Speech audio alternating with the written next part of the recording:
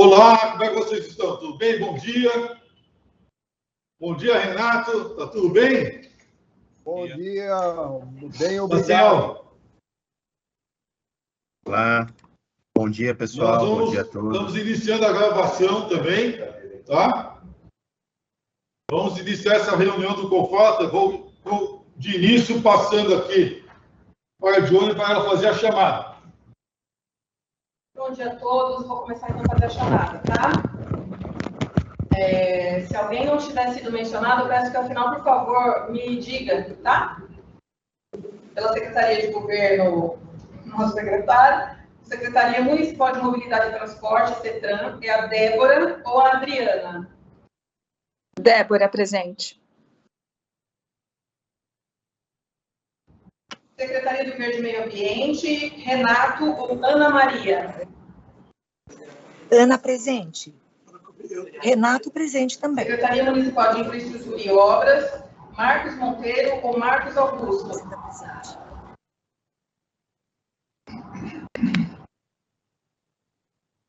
Secretaria da Fazenda, Luiz Felipe ou Bruno? Secretaria Municipal de Relações Internacionais, Júlia Sante de Brito. Carlos Fernandes, presente. Senhor Carlos Eduardo Batista Fernandes. Isso. Eu não estou ouvindo vocês, viu? Mas eu estou vendo o Carlos, mas o som não Presente. está saindo. Deixa eu ver se eu consigo resolver aqui. Eu estou achando que é daqui. Espera aí. O microfone de vocês está muito baixo. Está aberto. Estão me ouvindo? Estão ouvindo. Deixa eu ver aqui também o sistema. Deixa eu só.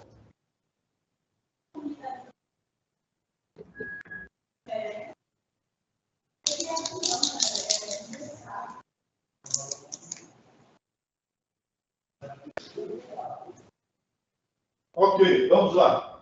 Apareceu o Simão aqui. Pela SP Trans, Simão ou Pedro? Simão e Pedro presente.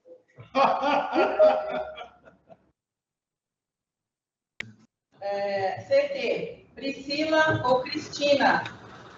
Priscila, presente. Bom dia. Bom dia, Priscila. Pela SP Regula, João Manuel ou Mauro Haddad?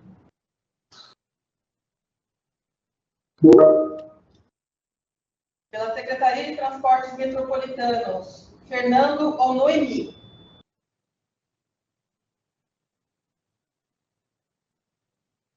Pela EMTU, Marcos ou Alexandra? Presente, Alexandra. Bom dia, obrigada. Bom dia. Bom dia, Marcos, presente também. Bom dia, Marcos, obrigada. Débora de Freitas também está presente? A Débora está aqui, ó. Acho que já está presente aqui. Débora de Freitas. E o Fernando Igomiti. Pede para ele dizer, secretário, de onde ele é. Fernando Igomiti, da onde você é mesmo? Pela Artesp, Cláudio Castelo ou Elcio? Elcio Chacon, presente, Artesp. Bom dia, Elcio, obrigada. Bom dia. Pela USP. Só um instantinho, por favor, gente.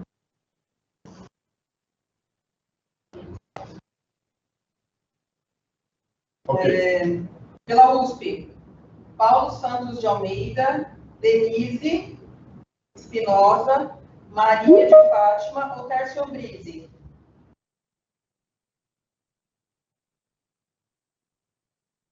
Universidade de São Paulo? Unesp, Rogério Rodrigues, José Alexandre Perinoto, Mauro Matias ou Edson Piroli? Rogério de Oliveira Rodrigues, presente. Obrigada, Rogério. Só que eu estou escutando muito mal vocês. O som está muito baixo. Eu vou resolver aqui. Espera um minutinho aqui. A gente precisa Mas eu vou cobrar. fazer pelo Teams instalado, não pelo Chrome, porque é muito ruim o sistema. Deixa eu ver aqui. Só um minutinho. Deixa eu ver se eu consigo resolver. Só um minutinho.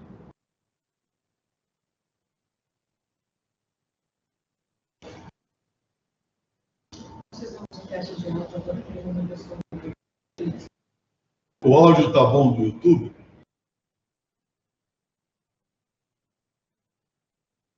Eu estou ouvindo muito bem. Está ouvindo bem? Eu também. Então é algum problema local, então, gente. Obrigado. Porque também o pessoal do YouTube também disse que está ouvindo bem. Então vamos nessa. Pela cima, Oswaldo Lucon, Ricardo Cantarani. Cantarani, tá aí. Perdão, Cantarani, perdão. Bom dia, Ricardo Cantarani presente. Obrigada, Ricardo. Obrigado, Ricardo.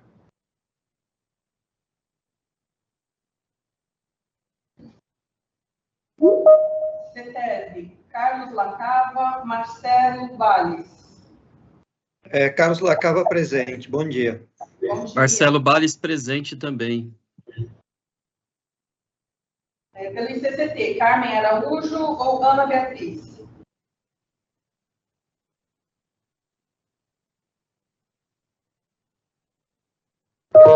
Pelo transporte coletivo de passageiros do sistema estrutural, senhor Francisco Cristóvão ou Carlos de Souza? Francisco Cristóvão e Carlos Alberto presentes. Obrigada. Pelo consórcio de concessionários de passageiros na cidade de São Paulo, subsistema local, Williams ou Robertson? Bom dia a todos, o Williams presente. Bom dia. Obrigada. Pela Anlurb, Davi Teganho ou Túlio Rossetti?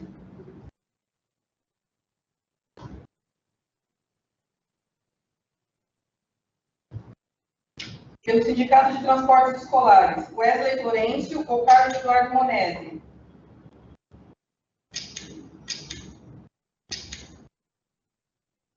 Pela Transfretur, Sindicato de Transporte de Passageiros, Jorge Miguel ou Kelly Moretti? Bom dia, Jorge Miguel presente. Obrigada, Jorge. Bom dia. Pela Fiesp, senhor Renato ou senhor Gabo?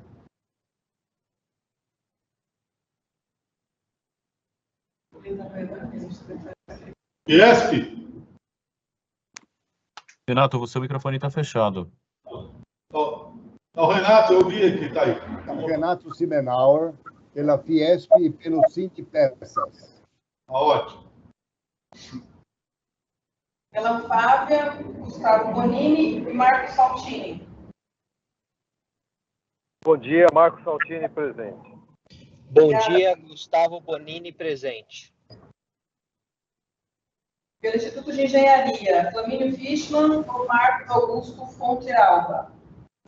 Bom dia, Flamínio Fishman presente. Bom dia, obrigada. Pela NTP, senhor Olímpio ou Eduardo Alcântara? Bom dia, Olímpio presente. Bom dia, obrigada, senhor Olímpio. Pela Tetrabens, Ariovaldo de Almeida ou Bernabé Rodrigues?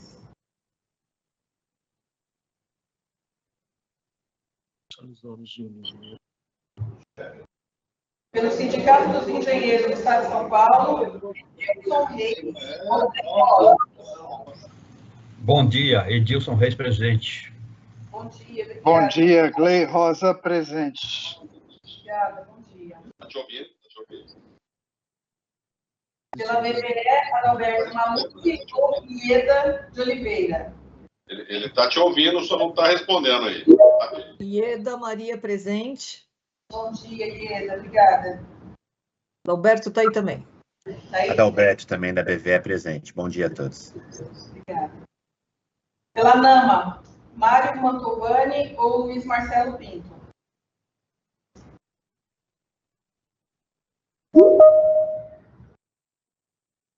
Pela ABMAC, senhor Reinaldo ou senhor Odirley? Bom dia, Reinaldo presente. Obrigada, senhor Reinaldo, bom dia. Pela OAB, doutora Tatiana Tucunduva ou doutor André de Castro dos Santos?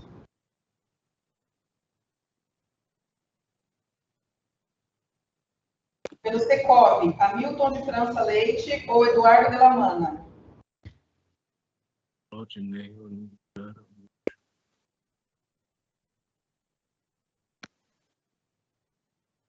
Pelo CREA, Leonardo Cavalheiro ou Gomes Nogueira? Pelo CAL, Roberta Consentino ou Eduardo Pizarro? Olá, bom dia a todos, bom dia, secretário. Roberta Cronca, pelo CAL. Bom dia, obrigada. Ai, consegui. Há mais alguém que eu não tenha chamado? Carmen Araújo, a gente estava com dificuldade em entrar com outro link, tá bom? Eu e a Bia, Ana Beatriz, do CCT. Obrigada, viu, Carmen? Bom dia. Também Augusto José Pereira Filho, pelo CREA São Paulo. Eu também tive dificuldade para entrar. O importante é quem entrou. Qual o nome? Vamos lá, Augusto. Perdão, qual o nome, Augusto? Do pé, Augusto do pé. Augusto José Pereira Filho. Bom dia a todos, boa reunião e muito obrigado pela oportunidade de participar desse seleto grupo aqui de profissionais. Obrigada, meu Augusto. Bom dia. Há mais alguém? Leonardo Seregatti, entrou também aí? Da onde? Voltei. Leonardo Seregatti, CREA São Paulo. Ah, tá certo. Não tá aí.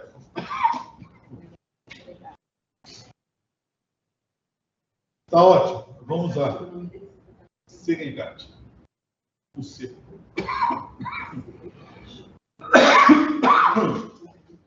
Vou verificar o quórum.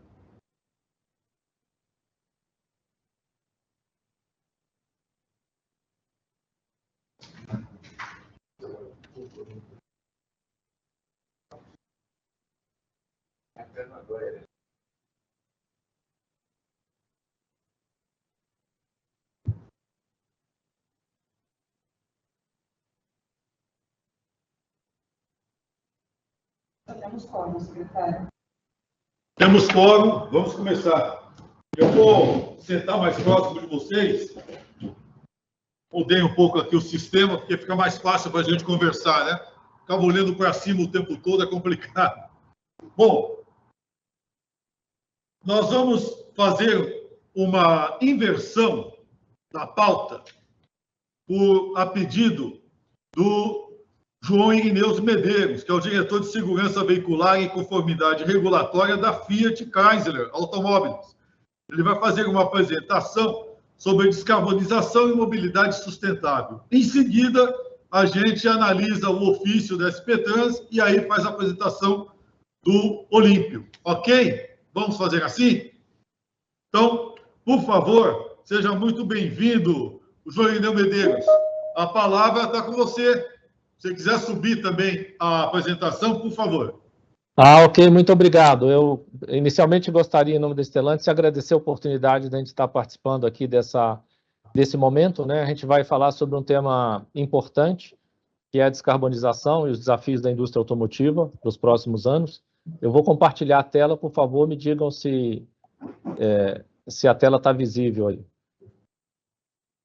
Ok. E se o som também está bom, por favor. Ótimo. Então, a Stellantis é uma empresa que é resultado da fusão de duas companhias, a Fiat Chrysler Automóveis, representando as marcas Fiat, Jeep aqui na América Latina, e da PSA, da Peugeot Citroën. Então, a fusão desses dois grupos gerou a quarta maior empresa do mundo do setor automotivo, com 300 mil funcionários, presente em 30 países, com 14 marcas de destaque. E aí, para poder falar das 14 marcas de destaque, é importante a gente definir o perímetro, né, dessa nossa apresentação. Nós nos ocupamos de veículos de passeio. Então, nós vamos falar aqui de veículos leves de passeio, comerciais leves, esse é o nosso perímetro de atuação. E aqui na América Latina, a gente está presente com 5 plantas automotivas, são 1,3 milhões de veículos, 1,3 milhão de veículos como capacidade instalada, são 27 mil empregados. A gente tem 4 centros de engenharia, espalhados aqui na América Latina, com 2.000 engenheiros trabalhando no projeto e desenvolvimento de veículos. A gente hoje tem capacidade de fazer desenvolvimentos do zero e desenvolver um veículo completamente no Brasil. E a gente tem vários exemplos, eu vou mostrar mais à frente. As marcas que a gente tem no mundo são as marcas que estão representadas na tela, né? Fiat, Ram, Chrysler, Dodge, Opel, Alfa Romeo, Lancia, Maserati, DS, Abarth, Citroën, Peugeot e Jeep. Aqui na América Latina, a gente comercializa as marcas Fiat, Jeep, Peugeot, Citroën, Ram, Abarth, Opel e DS. Essa é a gama de produtos que a gente tem. Como eu disse no início, são veículos leves, veículos de passageiro e comerciais leves. Então, a gente tem uma gama bastante extensa, que vai desde os veículos de entrada, do segmento A, até os veículos premium, e também na linha de comerciais. Então, a gente produz aqui Jeep. O Jeep é produzido na região Nordeste, em Pernambuco, no estado de Pernambuco, na cidade de Goiânia. A gente tem a fábrica da Fiat em Betim. A gente tem a fábrica da Peugeot e Citroën no Rio de Janeiro e em Palomar, na Argentina. Os lançamentos mais recentes são o Citroën C3 e o Fiat Fastback. A gente tem também uma linha de produtos que não são produzidos aqui no país, mas é uma linha de veículos elétricos, eletrificados, com algum nível de eletrificação, principalmente aqui nesse caso, no slide, representados os veículos de eletrificação de alta voltagem. Então, são veículos híbridos, como o Compass 4 4xE, depois tem os veículos 100% elétricos, né, o 208, 2008, e alguns comerciais, o Escudo, o Jumpy e o Expert. Depois a gente tem híbridos 3008, DS elétrico e o Fiat 500 completamente elétrico. O desafio nosso na América Latina e principalmente no Brasil é uma liderança da mobilidade sustentável e acessível, né? Evidentemente, a indústria automotiva passa por um momento de desafios, né, que a gente nunca enfrentou antes, dessa magnitude e nesse curto espaço de tempo. A gente tem 5 drivers que a gente evidenciou aqui na tela. Eficiência energética e descarbonização é o primeiro, que está mais à esquerda. Depois a gente tem segurança veicular, a gente tem a emissão de gases nocivos, manufatura avançada, logística integrada, as tecnologias de veículo autônomo que já estão presentes em vários modelos aqui no país, a conectividade, o veículo hoje está conectado na nuvem, ele hoje, assim como o celular, e estando conectado na nuvem, ele oferece uma série de opções e de serviços a bordo do veículo, né? Ele está preparado para ser integrado numa cidade inteligente, e, evidentemente, a segurança cibernética passa a ser um ponto muito importante, né? Já visto que o carro hoje, o acelerador eletrônico, o sistema de freio eletrônico, o sistema de estabilidade do carro eletrônico, o sistema de direção eletrônico, então tudo isso passa a estar disponível na nuvem, então a segurança cibernética passa a ser um ponto importante, relevante no desenvolvimento automóvel e evidentemente, essa quantidade de massa de dados, né, trafegando numa velocidade muito grande, a infraestrutura 5G vai passar a ser muito importante para integrar todo esse processo.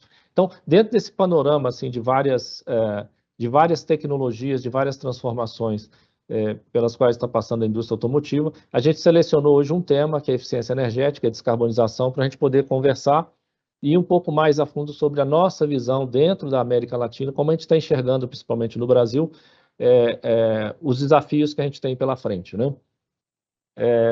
É importante a gente dizer o seguinte, a gente tem uma engenharia e um parque fabril instalado no país, ou seja, capaz de desenvolver do zero, da folha em branco, do papel em branco, um automóvel, até o momento de liberação final e comercialização, né? E a gente, evidentemente, nessa nossa trajetória de definir a nossa visão para os próximos anos, a gente quer manter esse processo de desenvolvimento da engenharia local, processo de desenvolvimento do parque fabril local, para que a gente possa continuar gerando riqueza no país. A descarbonização, a gente tem algo especial, né? Além do processo de eletrificação que precisa acontecer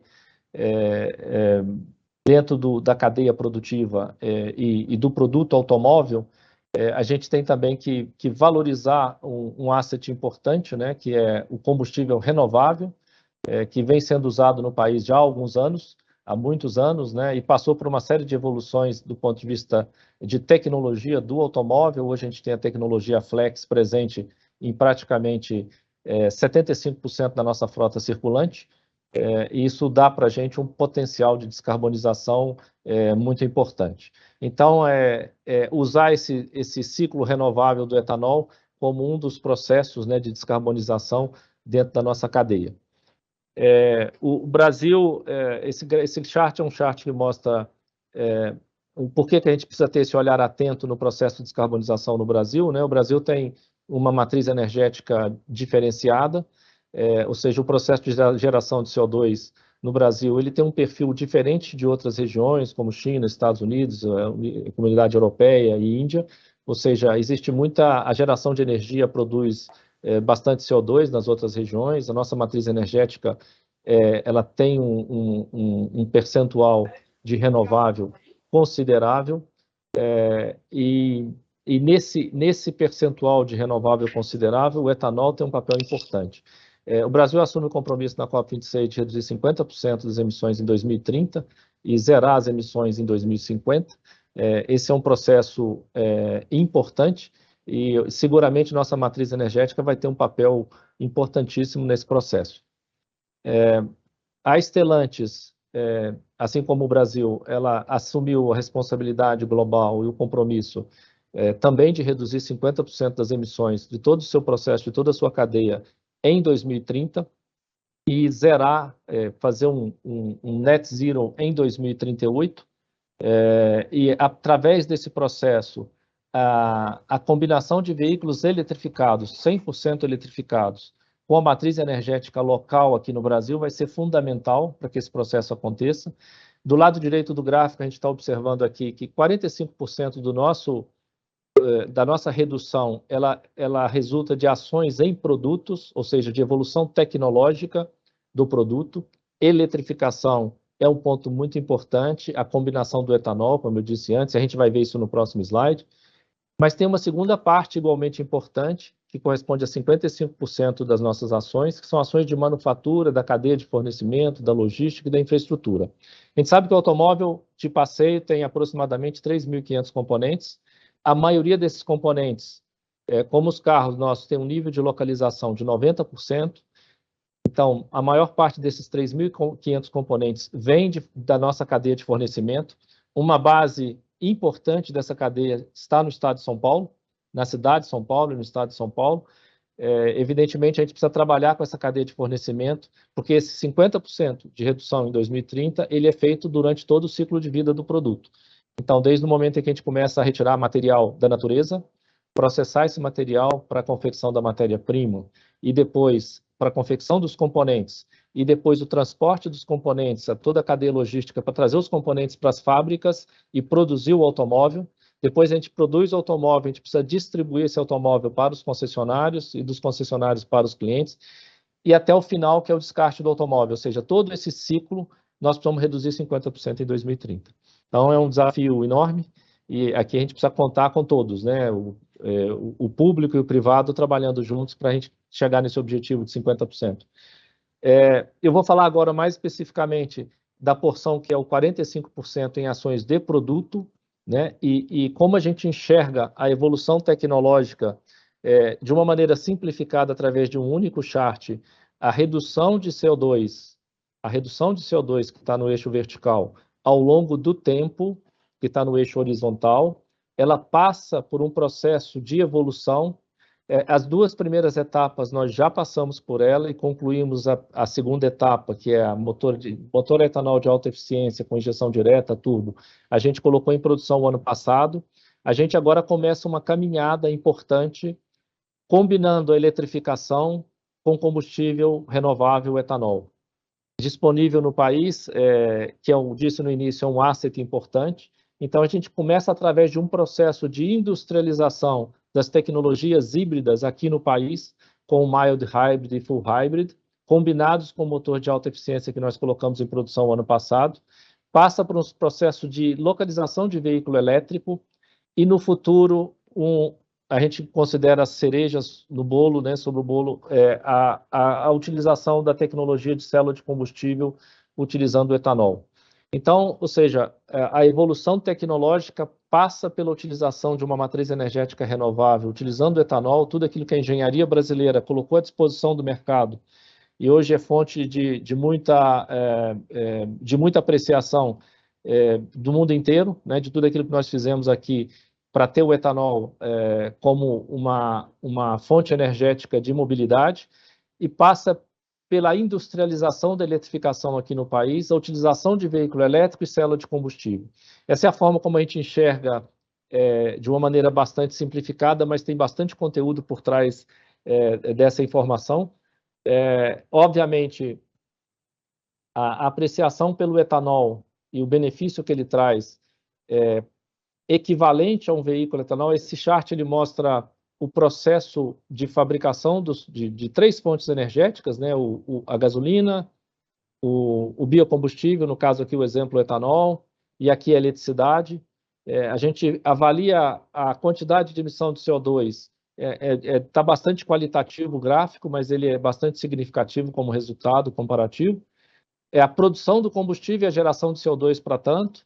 O uso do combustível, hoje as regulamentações europeias, americanas e chinesas consideram apenas o que sai pelo escapamento do carro, né, as emissões pelo escapamento, e quando a gente considera as emissões totais, é que a gente obtém a vantagem do etanol, né, ou seja, o etanol é aproximadamente 70% renovável em relação à gasolina, considerando o efeito aí do poço à roda.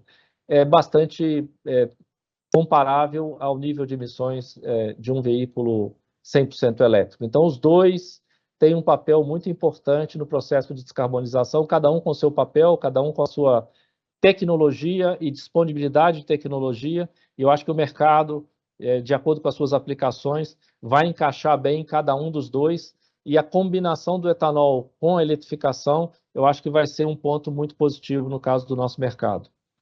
Aqui a gente tem vários exemplos de como essa evolução do nível de eletrificação até chegar no 100% elétrico vai se desenvolver. Então, o híbrido leve, que é um carro que tem motores elétricos que ajudam o motor de combustão elétrico, são motores de potência mais baixa, baterias menores, com capacidades menores, com uma capacidade de redução de CO2 de 7 a 20%, que é um valor 20% já significativo. O híbrido já de média voltagem, com uma capacidade de redução de CO2 de 20 a 30%. Baterias pequenas, que eu acho que é muito importante também, em função de dar affordability, né, acesso e de compra a um produto mais barato, né, eletrificado, mas mais barato, com motores intermediários aqui, com potências intermediárias, os motores elétricos.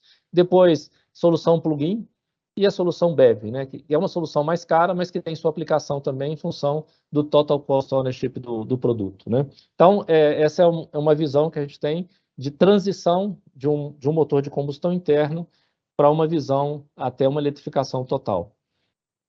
Muito bem, essa é a parte de produto. A parte de processo, a gente está trabalhando fortemente em toda a nossa cadeia de manufatura, são as nossas plantas, a nossa cadeia de fornecimento, que são os nossos fornecedores, são 600 fornecedores de primeiro nível, diretos, espalhados pelo Brasil inteiro. Então, tem fornecedores no Nordeste, nós temos a maior parte da cadeia está no estado de São Paulo, alguns fornecedores em Minas Gerais, mas essa cadeia completa precisa ser trabalhada para a gente poder atingir o objetivo do menos 50. Não bastam as ações de produto, a gente precisa também fazer esse segundo gap que está aqui, que são as ações de processo, que correspondem a 55%.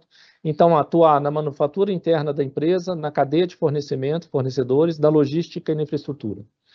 Através disso, nós temos um grupo nosso, que é o Projeto Carbono Neutro, e esse grupo atua desde o momento em que a gente desenvolve o produto, na rota tecnológica, definição dos materiais, redução do número de protótipos, o roadmap nosso de eletrificação combinado com etanol, as tecnologias mild hybrid, plug-in BEV que nós estamos desenvolvendo, a nossa cadeia de fornecimento, de fornecedores, otimização das rotas, energia limpa nos processos de fabricação da matéria-prima e dos componentes, a nossa manufatura interna, né, a utilização de energia limpa, hidrogênio verde, etc., atuação na rede de novo, energia limpa na rede, as práticas sustentáveis, a aplicação do 4R, né, ou seja, remanufatura, reuso das peças, reciclagem das peças e aplicação de uma economia circular. Né? Isso aqui vai ser muito importante.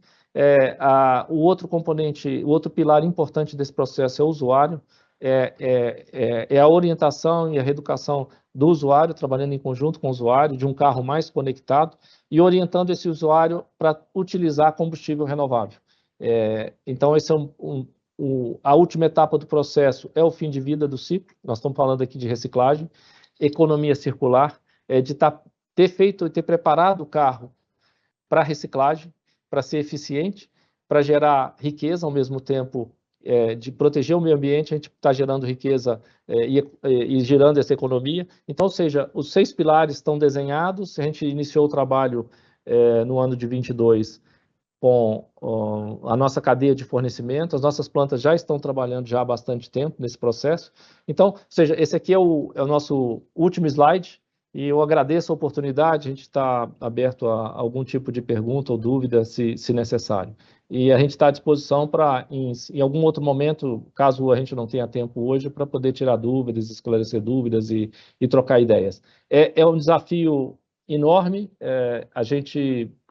eu vou tirar a apresentação, secretário, desafio enorme, onde o Brasil talvez tenha um perfil diferenciado de matriz energética, que vai nos permitir de fazer essa sustentabilidade de maneira mais acessível e mais rápida. Né? Era o que eu tinha para dizer. Muito obrigado pela oportunidade mais uma vez. Muito obrigado.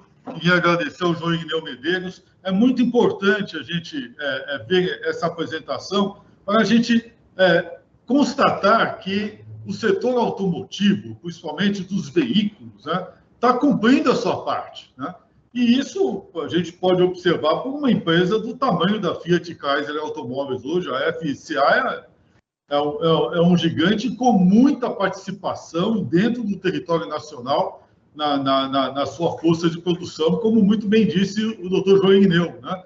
E com lançamentos aí fantásticos, né, que foram apresentados. Eu queria agradecer nessa oportunidade essa belíssima apresentação, inclusive com todos os aspectos relacionados à circularidade da economia da qual tratamos. Né? Olímpio, por favor. Parabéns pela apresentação. A pergunta é a seguinte: o senhor coloca o veículo a célula de combustível a etanol lá no final, né, como uma meta final aí dentro da sua visão, né, de como vai evoluir a tecnologia automotiva aí para os veículos leves, né? Eu queria saber por que o veículo, a célula de combustível a etanol tá sendo colocado isoladamente lá como meta final, ao invés do elétrico a bateria. E também gostaria de saber se a célula a etanol está sendo desenvolvida por vocês e quais são os seus parceiros e qual é o estágio de desenvolvimento dessa célula etanol. Bom, a célula de etanol não sei se todo mundo tem familiaridade com o tema, né? Então só uma breve contextualização. O carro a célula de combustível existe e já está sendo comercializado, faz parte do nosso portfólio na Europa. Só que para ele funcionar, ele precisa de hidrogênio. O hidrogênio tem algumas dificuldades do ponto de vista de capilaridade, disponibilidade, armazenamento, distribuição. Talvez o primeiro desafio, né, do carro a célula de combustível usando hidrogênio puro.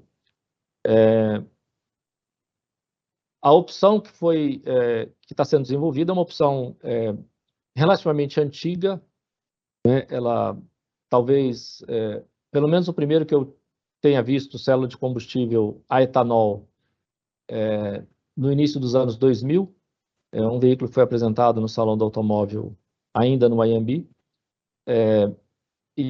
mas na época o apelo para descarbonização não existia como hoje, né? Então o desenvolvimento não evoluiu, mas eu diria o seguinte: a célula de combustível, a gente coloca ela no final, porque não existe hoje uma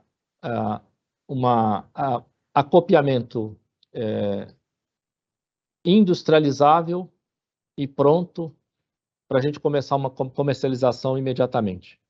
Ou seja, o processo não está validado, essa integração entre o processo de reforma do etanol para gerar o hidrogênio a bordo do carro ou fora do carro, ele não está 100% validado. Entendeu, senhor Olímpio? Então, ou seja, o que acontece? O processo de reforma do etanol, ele gera o hidrogênio. Ou seja, através do radical hidroxila, eu consigo separar o hidrogênio através de energia. E esse processo é um processo dominado pela indústria química, mas não dominado pela indústria automotiva.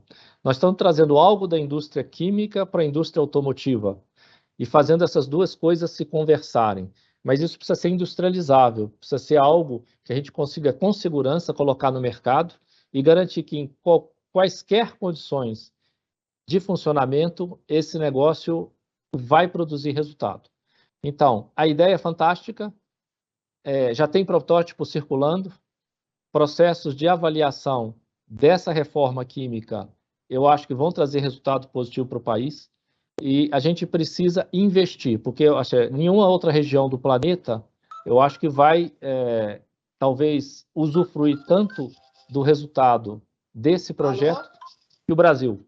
Tá? Então, ele está colocado no extremo direito, simplesmente porque não está 100% validado. Olha, não, tá bem, aí vai ter um microfone aberto aí, né? Acho que um anti-alérgico vai tomar... A gente consegue fechar o microfone? Não sei, eu não vi. Porque eles pediram para ele né? Aí eu fui para casa e falei para ele avisar quando ele acabasse lá. Eu vou silenciar. Né? Pronto. Agora, depois, quem for falar, por favor, desligue aí. João Irineu, o que você está colocando, que eu acho que, tirando a dúvida do Olímpio, é fantástico. Quer dizer, que o grande segredo vai ser etanol, reformador, célula. Né? Esse sistema embarcado é o grande segredo, né? E isso vai reduzir e muito essa demanda na bateria, né? Precisa ligar o microfone. A gente sempre vai precisar da bateria para manter um certo nível de energia disponível para os motores do veículo, os motores elétricos, né? Mas é uma bateria menor, então isso reduz o custo. Mas, por outro lado, você tem um reformador. O reformador pode ser a bordo do veículo ou pode ser no posto de gasolina. Então, são questões também que a gente precisa discutir e definir para ver qual seria a melhor solução para o país. Não existe uma fórmula pronta hoje. Muito obrigado. Isso daí mostra o nível de disrupção que estamos hoje passando e a necessidade de estarmos muito atentos a esse processo de evolução, né, João Irineu? Carlos Ibsen, por favor. Bom dia. Bom, parabéns pela apresentação e sobretudo, pela diretriz que tem sido dada pela empresa para tentar reduzir aí a questão das emissões, sobretudo de gás de efeito estufa. Eu tenho uma dúvida bastante objetiva com relação ao slide que traz o roadmap tecnológico da empresa, porque os veículos a bateria eles acabam sendo a quarta etapa, né, dentro desse processo evolutivo aí de descarbonização. Os dois primeiros são, além da melhoria do motor, tem a questão que foi colocada no motor etanol de alta eficiência e híbrido com motor etanol de alta eficiência. A minha pergunta é no seguinte sentido: esse motor a etanol ele vai ser um motor flex ou não? Porque um dos grandes gargalos que a gente tem hoje para atendimento às políticas de descarbonização é que as tecnologias que usam os combustíveis, elas permitem também o uso dos combustíveis fósseis. Então, não é essa palavra flex na sua apresentação. Eu queria saber se esses motores a etanol vão ser exclusivamente a etanol? Obrigado. Obrigado pela pergunta, Carlos.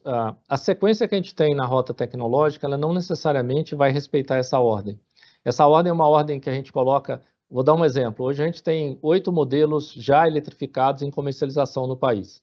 Essa sequência é uma sequência muito de industrialização no país. Tá? Então, ou seja, veículo elétrico já está disponível. A gente já comercializa veículo elétrico. mas o objetivo, no final, é gerar riqueza no país. Então, o objetivo é fazer veículos elétricos no país, assim como fazer a tecnologia híbrida no país. Então, a primeira etapa, a gente começa pelo processo da tecnologia híbrida. Híbrida de entrada, híbrida intermediária e depois a eletrificação. Então, para responder sua primeira parte da pergunta. Depois, com relação ao motor etanol, hoje a gente tem um market share de etanol, segundo os dados que a gente recebe da EPE, acho que são dados de agosto, market share em torno de 30% volume vendido de etanol versus volume de gasolina. Obviamente, para fazer um motor 100% etanol, a gente precisa ter a garantia de fornecimento do etanol, para evitar situações que a gente viveu no passado, né, de não disponibilidade. Então, eu acho que aqui é um trabalho em conjunto, né, a nossa produção, né, que é fortemente concentrada no estado de São Paulo, ela cresceu bastante e ela amadureceu bastante, ou seja, os investimentos aí na área de produção de etanol são elevados. A gente basta ver a evolução da cana-de-açúcar, da produtividade. Então, a gente acredita que um trabalho em conjunto, né, governo, produtores de etanol, indústria automotiva, vão trazer realmente uma opção para a gente no futuro, a gente acredita nisso, de poder fazer um motor etanol de novo, né, 100% etanol, que é um motor que a gente mostrou ali, que do ponto de vista de descarbonização, ele é bastante competitivo, né? Ele pode apresentar bastante soluções para a gente do ponto de vista de descarbonização e, ao mesmo tempo, de capilaridade, né? Porque o etanol hoje está disponível em todos os postos de gasolina espalhados pelo país inteiro. Então, uma opção interessante, sim, com um motor de alta eficiência, para a gente poder buscar no futuro, mas a gente precisa garantir a disponibilidade do etanol. Obrigado, João Irineu. Obrigado, Lacava. Adalberto Maluf, por favor. Olá a todos. Primeiro, Irineu, parabéns pela apresentação, né? Muito legal ver toda essa dinâmica de futuro. Hoje, no Brasil, a gente já tem produção de veículos elétricos pesados, né? Tanto caminhões quanto ônibus. A gente tem pelo menos uns 5, 6 fabricantes já que investiram, tem fábricas, começam a produzir. Mas quando a gente vai para os veículos leves, a gente vê que ainda foram poucas as montadoras que realmente conseguiram avançar. A gente teve alguns ganhos importantes e os primeiros projetos de híbridos flex saindo do papel. Todos nós somos muito entusiastas dos híbridos flex, que o etanol é um biocombustível limpo, renovável, importante para o Brasil. Mas como você mesmo comentou, Irineu, nos deixa um pouco preocupados saber que a gente subsidia o híbrido flex, estimula o híbrido flex e 70% das pessoas acabam pondo gasolina, né? Então, talvez a gente não esteja conseguindo atingir ali, né, assim como o Lacava comentou, talvez os nossos objetivos principais. Mas, como associação que representa também a indústria local, a gente, obviamente, se preocupa muito da inserção das fábricas brasileiras nas cadeias produtivas globais. Não só pelo fato do Brasil ter todos os minérios estratégicos dessa revolução, ter uma matriz elétrica limpa, né, o que poderia, inclusive, deixar a fabricação dos nossos veículos aqui com uma pegada de carbono muito menor, mas para adensar essa cadeia produtiva e poder se inserir, hoje o mundo, que eu lembro, tem algo como 140 milhões de veículos de capacidade de produção, mas vai vender 80. Então, metade das fábricas do mundo devem fechar nos próximos anos. Como você vê a viabilidade no curto e médio prazo de realmente termos produção de veículos leves, híbridos plug-in, né, que já tem uma dinâmica de produção, são plataformas diferentes, ainda, embora usem o motor a combustão, em especial usando o etanol, quem sabe até o etanol dedicado, né, para a gente poder ter uma efetividade maior desse subsídio, desses incentivos, e da produção de veículos elétricos puros a bateria no Brasil. Qual a sua visão? Muito obrigado pela pergunta, Adalberto. A gente acompanha muitas discussões e em alguns momentos a gente vê um certo embate entre etanol e veículo elétrico. Na realidade, a gente enxerga de uma outra forma. Eu acho que são todas tecnologias que vão se complementar ao longo do tempo. A gente enxerga, por exemplo, no caso do carro 100% elétrico, aplicações onde o Total Cost Ownership vão se tornar muito favoráveis à medida em que o preço da bateria vem caindo ao longo dos anos. Então, a gente acredita que a viabilidade de produção de um carro, não diria 100% com nível de localização 100% ou 90% no Brasil, mas ele vai acontecer num curto espaço de tempo. Ou seja, nesse horizonte nosso até 2030, nós vamos ter fabricação de veículos elétricos no país, 100% elétricos. Tá? Eu não diria fabricação da bateria, porque depende muito do custo da bateria, o investimento de produção da bateria é elevado, mas eu acredito que pelo Total Cost Ownership, a gente viu que na nossa gama de produtos, a gente tem alguns produtos que são de área comercial, né? E já são 100% elétricos. A gente tem pelo menos 3 modelos da área comercial que a gente está vendendo e está tendo a oportunidade de fazer o assessment desses produtos aqui na região.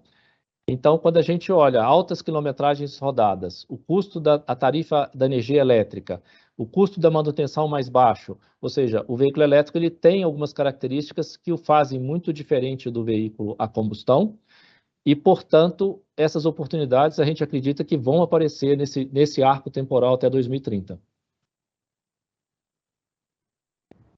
Obrigado, João Igneu. Obrigado. Tem a última questão aqui.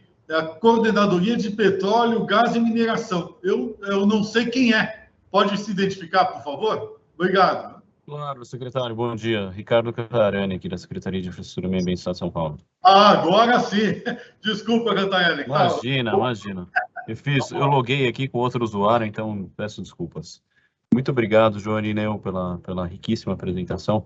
Eu fiquei com 2 dúvidas principais aqui. Uma primeira, quando você coloca o roadmap do setor e mostra aquela curva de decaimento 2030 e com 50% de redução de emissões e 2038 como roadmap da Stellantis.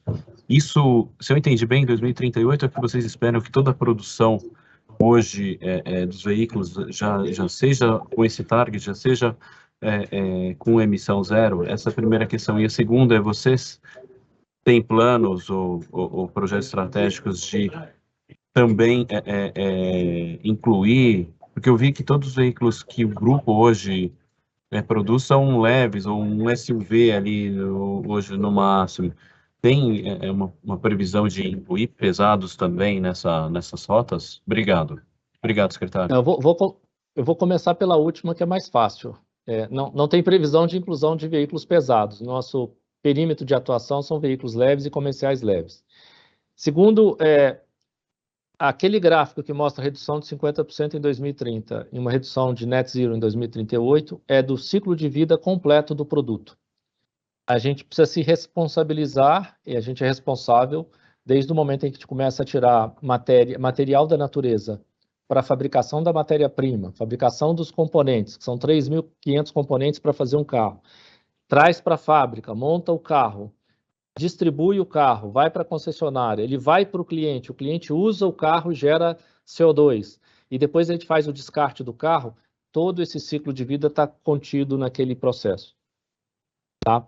Ele gera, às vezes, duplicidade, porque uma empresa que tem que reduzir CO2 também, que tem seus objetivos de reduzir CO2, e é uma empresa de logística, ela também contabiliza o CO2 emitido pelo carro. Mas essa duplicidade vai acontecer até que alguém defina uma regra comum, né, de contabilização. Então, ou seja, a resposta sim. Ali é contabilizado todo o Life Cycle Assessment do produto. Muito obrigado, João Igneu. Queria agradecer essa oportunidade que você nos deu aí de conhecer o sistema, né, da maneira como está sendo hoje implantado no Brasil e apontando aí pelas novas tecnologias, né? Convido você... Secretário, opa! Nós temos uma grande oportunidade no país. Nossa matriz energética renovável nos oferece a oportunidade de produzir mais e de forma mais ambientalmente, digamos, correta, mais competitiva em relação a outras grandes regiões do planeta. Então, a gente precisa realmente aprofundar nessa discussão do Carbon Net Zero, para que a gente possa continuar oferecendo oportunidades aqui no país, né, de investimento e de geração de riqueza na competição em relação ao que vai acontecer lá fora. Como eu mostrei no primeiro gráfico, onde tem as barras de geração de CO2 para produzir energia, as outras regiões do planeta são... essa produção ela é bastante suja, e a gente tem já uma matriz energética bastante renovável. Acho que a gente tem uma grande oportunidade aí no futuro. Obrigado. Aliás, como disse o general Etchegoyen na palestra de ontem conosco, né, aqui no Centro de Estudos Jurídicos da Prefeitura, a postura eurocentrista, né, de se desconectar das matrizes variadas que nós aqui no Brasil possuímos, né, não resistiu a uma semana de banho frio. Né? Então, é hora de nós voltarmos nossas atenções ao que possuímos aqui. Né? Muito obrigado. Viu? Vamos passar agora ao outro ponto da pauta, que eu acredito que seja um ponto bastante sensível, né? Que é a questão relacionada ao ofício da SP Trans, que proíbe a aquisição na frota de ônibus de veículos movidos a diesel. Né? O ofício é datado de 14 de outubro e estabeleceu uma data de início, de start, de 17 de outubro. Eu passaria a palavra ao Simão Álvares ou ao Pedro, né, para poderem aqui falar a respeito do ofício e dos seus objetivos, inicialmente, para o Confrota. Por favor, Simão. Bom dia a todos e a todas. Bom, secretário, esse é um tema que ele realmente está em pauta aí há alguns dias, né? O nosso prefeito, inclusive, deu algumas entrevistas, né? O senhor também, a respeito do tema. Então, é de conhecimento, acredito que de todos. Essa medida ela foi adotada por determinação do próprio prefeito, por parte da SP Trans. Então, o meio e o protocolo hoje de comunicação entre a SP Trans e as nossas empresas operadoras por meio de carta e outros meios, né? Então, já é um protocolo de comunicação. Essa carta ela foi emitida a pedidos, né, por determinação, como já foi dito, mas ela não aconteceu da noite para o dia. Na realidade, isso já é um tema que, se a gente analisar claramente, está sendo discutido desde a promulgação da Lei de Mudança do Clima, 2019. Depois, com a promulgação da 16.802, esse assunto foi inserido em todos os nossos contratos de concessão, com regras estabelecidas para o cumprimento. Esse assunto vem sendo discutido, né, exaustivamente com todos os nossos contratados, mas, enfaticamente, este ano, após o descongelamento da portaria, que havia congelado uma série de obrigações contratuais, dentre elas as obrigações de cumprimento, né, dos limites de redução de emissões definidos em contratos, limites anuais, né, onde nós estabelecemos que deveria ter sequência as propostas, né, não sei se todos lembram, mas o contrato ele estabelecia que os operadores que ganhassem a concorrência aqui na cidade de São Paulo, eles teriam 6 meses para apresentar seus cronogramas de substituição da frota diesel por alternativas que atendessem aos limites de redução de emissões definidos, tanto na lei quanto no contrato. E 12 meses a partir da assinatura do contrato para cumpri-los. Exatamente no período dos 12 meses, nós tivemos os problemas da pandemia. Em função disso, essa portaria foi publicada, congelando uma série de obrigações. Esse descongelamento, se assim eu posso dizer, ocorreu no final do ano passado, e aí retomando as obrigações, dentre elas a do cumprimento desse cronograma. E esse assunto, né, ele já, como eu disse, está sendo discutido ao longo desse período todo. E dentro dessas discussões, há as obrigações, né, a serem cumpridas. E o entendimento da administração do próprio prefeito é que as coisas não estavam caminhando a contento e entendeu-se que, nesse momento, havia necessidade de adotar essa medida, para que a gente tente fazer o cumprimento aí do que está estabelecido na lei e no contrato. Além do que, existe uma meta do próprio prefeito, né?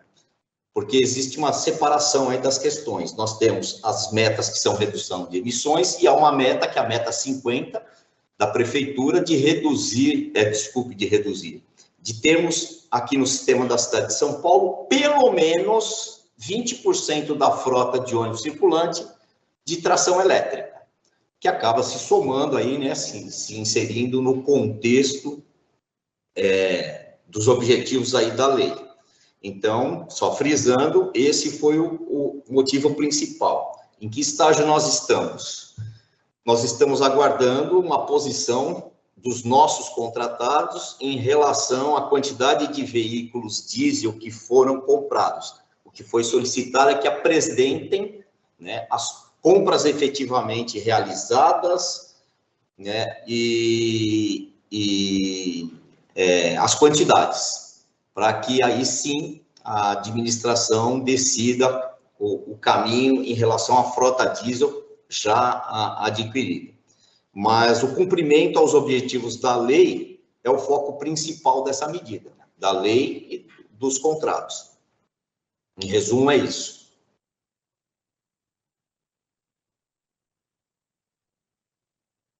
Obrigado, Simão. Não por isso. Deixa eu colocar meu posicionamento. Eu fui surpreendido também pelo ofício, mas eu já sabia que alguma atitude deveria ser adotada pelo prefeito. Qual é o processo disso desde 2021 para cá? Tanto o prefeito quanto eu, fui o primeiro secretário nomeado por ele, né? Já assumimos a prefeitura com determinações já postadas, entre elas, não só as postas conforme a lei, como também o plano de metas, né, até 2024. Dentro do plano de metas, nós temos duas metas. Uma da descarbonização, a outra que estabelece numericamente, em termos proporcionais, a eletrificação da frota de ônibus. Me corrija, Simão, né? Isso está bem colocado. Exatamente. Bom, como resolver isso? De início, houve muita pressão em cima da SP Trans, em cima da prefeitura, por conta do trabalho, né, de se buscar uma saída fazendo uso dos produtos externos ao Brasil, principalmente os chineses. O que fizemos nesse período? Por 4 vezes nós conseguimos, dentro do Confrota, né, e a partir de um relacionamento muito firme e um diálogo muito bom com a chefia do Executivo, né, segurar, né, as possibilidades que se abriram para que se fizesse a busca de uma solução de se atingir as metas, fazendo um uso de material absolutamente importado, né, e com prejuízo para a indústria nacional. Neste período, e aí nós podemos observar isso com todas as reuniões que efetuamos dentro do Confrota nos últimos meses, nós ganhamos tempo, né, de maneira a permitir que a indústria nacional, né, reagisse para possibilitar fazer as entregas no âmbito da cidade de São Paulo. Postas essas premissas, o prefeito de São Paulo, né, fez uma determinação à engenharia, à nossa agência de engenharia de transportes, que é a titular, né, da fiscalização da concessão. E ela, por um ofício, estabeleceu essa determinação. Simples assim, esse foi o mecanismo, né? Obviamente, né, eu queria deixar claro aqui que a gente poderia ter sabido disso e silabizado disso dentro do Confrota. No entanto, nós temos que entender que essa determinação provinda do Executivo, ela também é carregada de uma certa inteligência e uma articulação efetuada na chefia do Executivo com a articulação da chefia do Legislativo paulistano, né? Assim que a portaria foi baixada, eu tomei uma iniciativa de reunir alguns representantes da indústria com o presidente da Câmara Municipal de São Paulo, né, o vereador Milton Leite, para conversar a respeito, e ele foi muito enfático, foi muito objetivo, muito claro, ele tem conhecimento técnico dessa questão, e nos expôs claramente em que termos esse ofício deve ser administrado. O Simão já adiantou. Esse ofício ele não é um taxativo. Ele, obviamente, tem que ter um procedimento de implementação.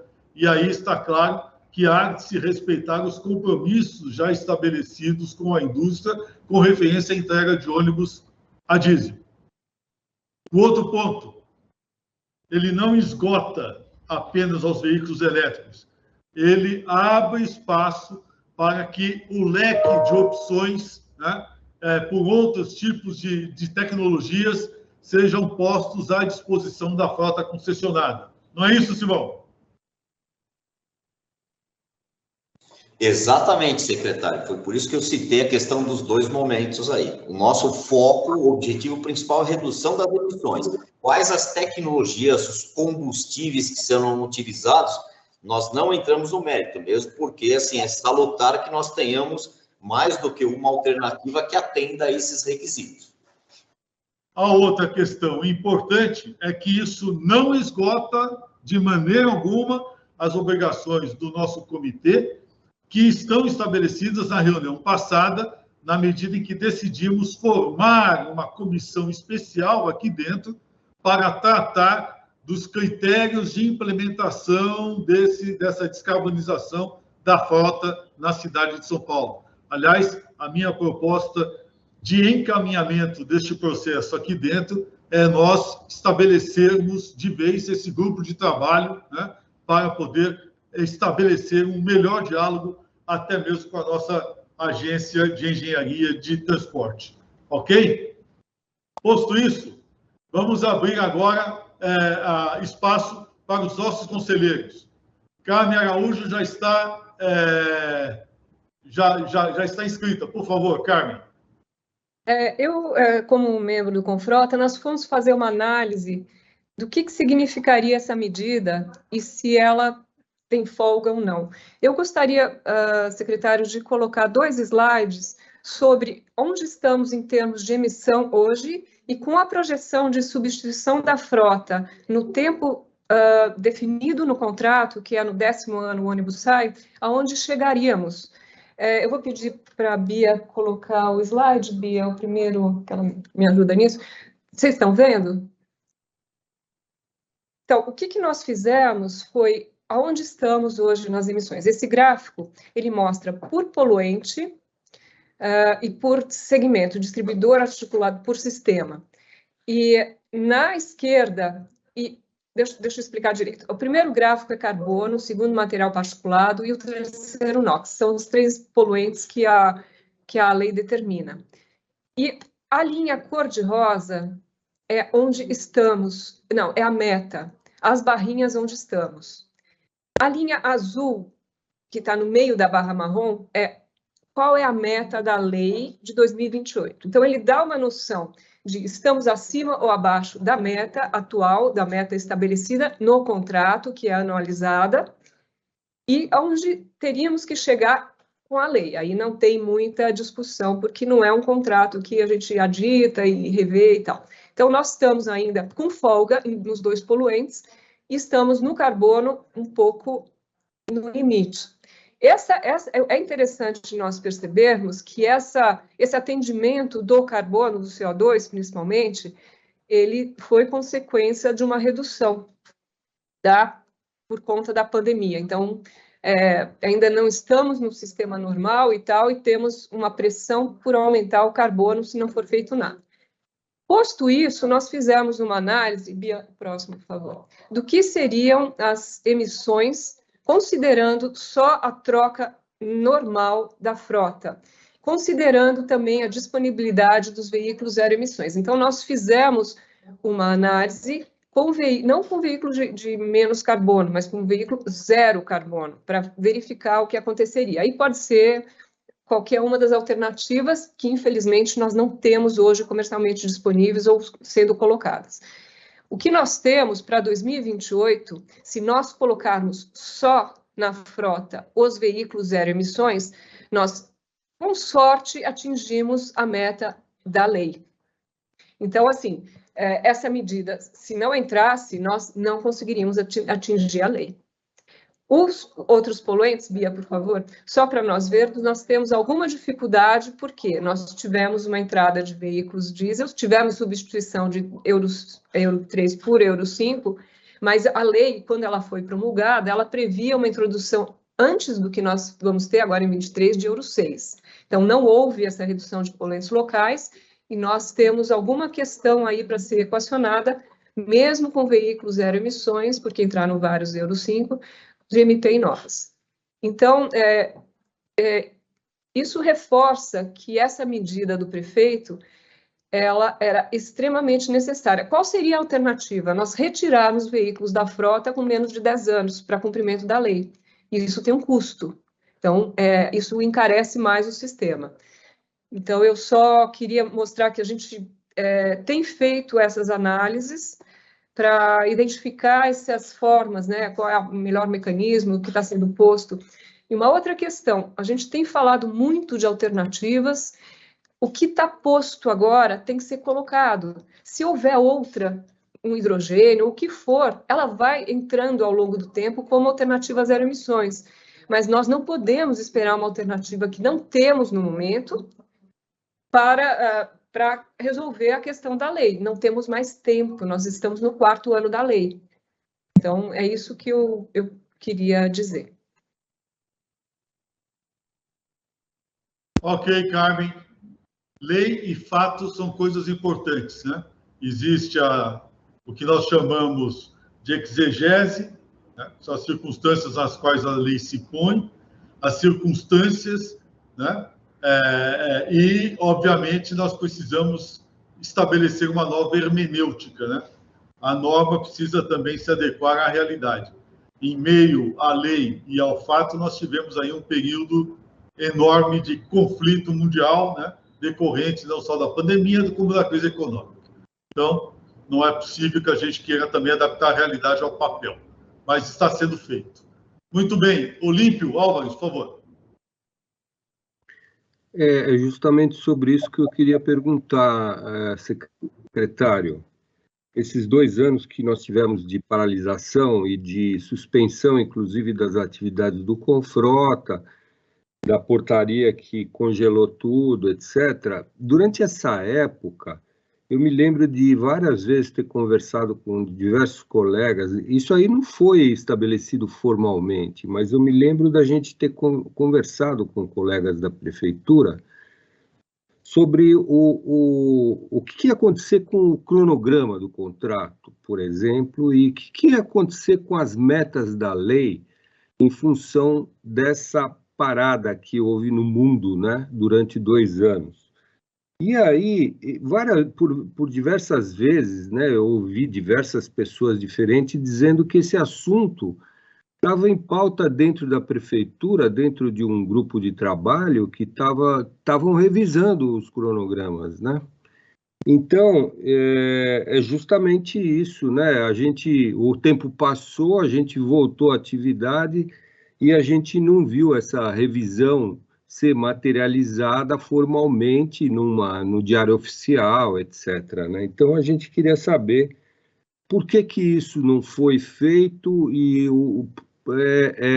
se vai ser feito ou não, porque, inclusive, essa questão dos poluentes locais que a Carmen colocou, ela poderia ser, eventualmente, manejada, né, numa eventual revisão desses cronogramas, né? Então, é isso que eu queria saber. Outra coisa é o seguinte, me parece, e isso eu ouvi do próprio pessoal que trabalha na área do gás, né?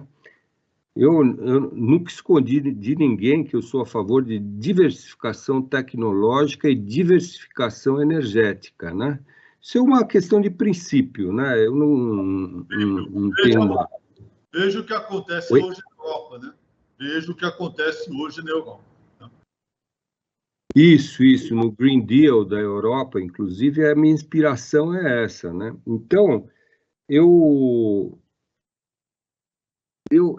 sinto um pouco de que existe preconceito por parte da prefeitura em relação a outras tecnologias, principalmente a do gás, que está madura, pronta, e tem uma performance, tem potencial de ter uma performance financeira excelente, né, competitiva com o diesel, sem precisar de subsídio, nada disso, né? Então, essa é uma questão, porque quando eu vejo uma circular dessa e quando eu vejo os artigos publicados em cima dessa circular, me dá a impressão que a prefeitura está fechando questão em cima do elétrico. Eu não tenho nada contra o elétrico, muito pelo contrário. Eu estou torcendo para a indústria brasileira desenvolver o mais rapidamente possível para poder atender demandas, etc. Mas eu sinto falta um pouco, né, de uma certa parcimônia, né, por parte da prefeitura em relação à neutralidade que está expressa na lei e no próprio cronograma, né, no contrato com as empresas, ninguém fala nada em comprar elétrico, né? Fala em comprar veículo de baixa emissão para atender o cronograma e atender a meta da lei. Então, são essas as questões, duas questões. A terceira, desculpa amolar vocês com tantas perguntas, a terceira questão é a engenharia econômica do elétrico, né? Essa engenharia econômica, ela precisa de ferramentas, né, financeiras que estejam disponíveis, né, para que os operadores não precisem pagar um custo inicial de um ônibus de mais de 3 vezes do ônibus a diesel, né? Então, eu queria saber se já existe essa ferramenta, essa engenharia econômica, ou se existe alguém já trabalhando em cima disso para colocar à disposição dos operadores. Desculpa o alongamento. Simão, você quer falar sobre isso? Posso? Vamos lá, rapidamente. O Olímpio tem toda a razão em relação à questão dos cronogramas. Em razão da pandemia, a queda de demanda acentuada no nosso sistema, né, está sendo necessário nós fazermos uma reanálise, né, de todo o conjunto de regras definidas no contrato em relação à quantidade de veículos, tipologias e assim sucessivamente. E é óbvio que isso impacta diretamente no nosso cronograma de redução de emissões. Se eu aumentar a frota, eu tenho que rever. Se eu diminuir a frota, eu tenho que rever. Se eu mudar a tipologia de veículo quantitativamente no sistema, e o nosso pessoal, a equipe de planejamento da SP Trans, né, está definindo, né, está praticamente concluída a definição aí da tipologia e da frota de referência, se vai ser mantido ou não em relação ao contrato original, e com base nessa questão e no atraso ao cumprimento do cronograma anual do nosso contrato, sempre com foco nas duas etapas da lei 2020 e hoje 2038, é que nós estamos retrabalhando o cronograma. Então, em breve, nós estaremos oficializando esse cronograma através dos meios contratuais. Então, provavelmente, nós vamos ter aí um aditivo de contrato,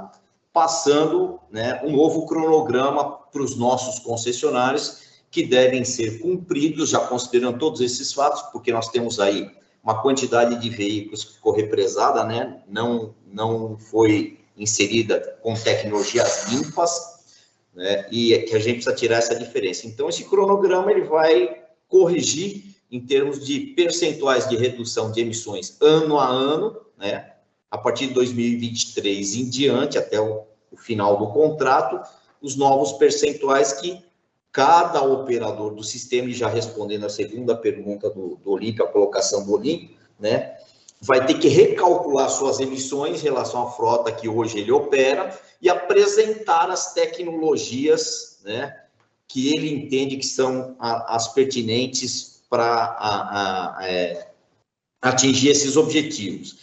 E, assim, desculpe, Olímpio, mas a prefeitura, em momento nenhum, e eu digo pela São Paulo Transporte, tem tendência à tecnologia A, B ou C, é por isso que nós definimos aí os limites de redução e fomos transparentes ao extremo em deixar claro nos contratos que quem deve apresentar as tecnologias, né, para atender os objetivos são os operadores. A gente, em momento algum, engessou esse processo. né? E nem tendenciamos a nada. E eu compartilho com a Carmen. Hoje é o que o mercado está ofertando. Nós até nos perguntamos aqui dentro, por que o óbvio não acontece, né? Todo mundo diz que tem isso, tem aquilo, a gente tem rodado aí, pesquisado com várias instituições que nos apoiam, fomos fazer visita a países que dizem que estão avançados e tal, e a gente vê que mundialmente a tendência está indo para o caminho que até o nosso colega anterior apresentou aí, né? Que são veículos de tração elétrica, independente da fonte, se vai ser através de processamento, de reforma de determinada alternativa para gerar energia, mas essa é a tendência. Hoje, se você pegar o cronograma apresentado por todos os nossos concessionários, foi maciça a proposta dos operadores para ônibus elétricos. Não partiu do poder público, partiu do operador. Foi a proposta dele que ele enxerga, dentro do tempo de contrato, da vida estabelecida máxima para as tecnologias que operam aqui no sistema, né? Portanto, assim, até para tentar ser mais objetivo, teve que se considerar todos os aspectos e os requisitos ambientais exigidos, o atendimento às questões operacionais, o atendimento à disponibilidade e escala comercial, que o secretário agora há pouco colocou muito bem, né? Eu não sei se felizmente, mas esse atraso acabou possibilitando o surgimento de mais empresas no mercado ofertando a tecnologia que atenda a esses requisitos, né? E a questão da viabilidade econômica, que é o que você falou, esse é o exercício que a gente mais faz aqui dentro. Por quê? Nossa conclusão, daquelas alternativas que atendem parcialmente aos objetivos da lei, ou aquelas que atendem totalmente, todas, inclusive o gás, como você citou, ele custa mais do que o diesel.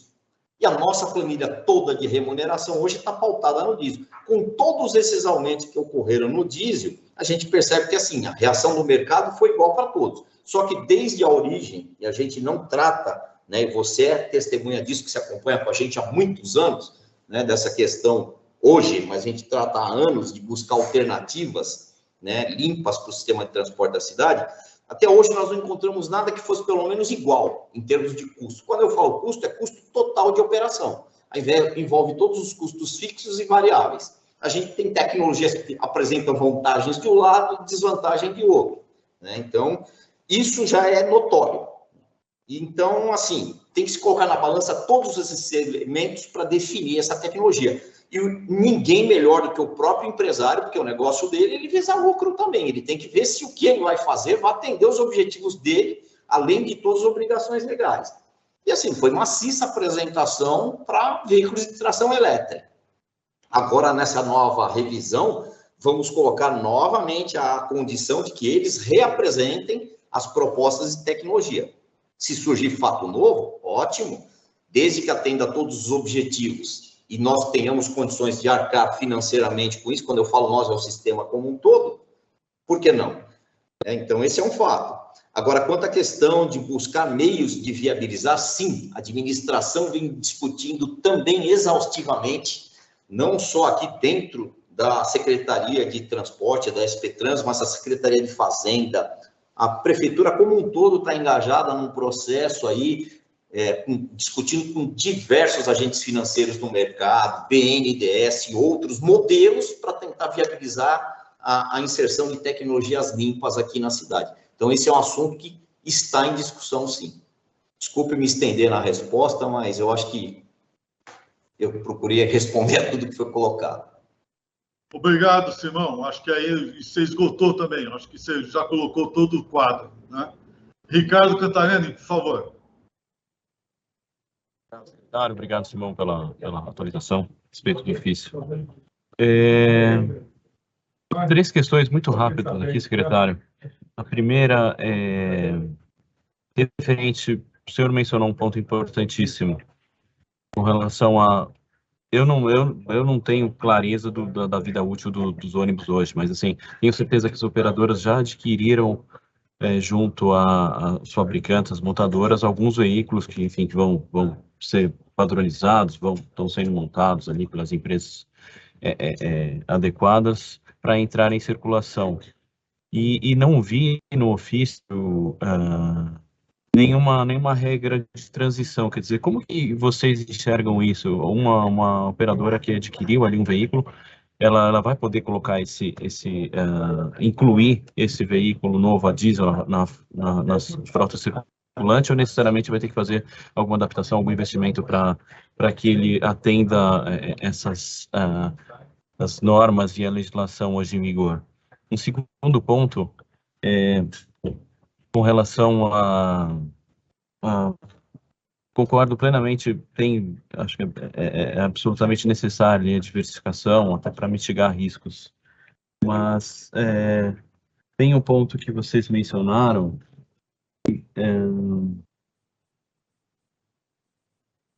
o secretário trouxe dos grupos de trabalho, eu não me recordo, eu tinha manifestado interesse até em participar, não recebi nenhum convite dos grupos. Com referência à questão relacionada à isenção de imposto de importação para a entrada de ônibus estrangeiros no Brasil, né? De veículos estrangeiros, para completar o atingimento das metas, né? Esse pedido não foi, está parado no governo federal, competência do governo federal, e, portanto, vamos aguardar ali a definição. O fato é que aquela carta de solicitação disso, feita pelos prefeitos, se manteve ainda com alguns prefeitos, o nosso incluído, mas outros também pularam fora da carta, como é o caso do Greca, lá em Curitiba, e outros prefeitos. Importante nós verificarmos o seguinte: primeiro, eu estudei Enkfron na minha juventude, né? Então, existe uma coisa relacionada à democracia e grupos de pressão. Vamos usar esse termo, né? Os grupos de pressão existem na democracia, tá certo? Nós temos que lidar com eles, principalmente fazendo uso de duas fórmulas comportamentais, né? Cinismo e ceticismo, né?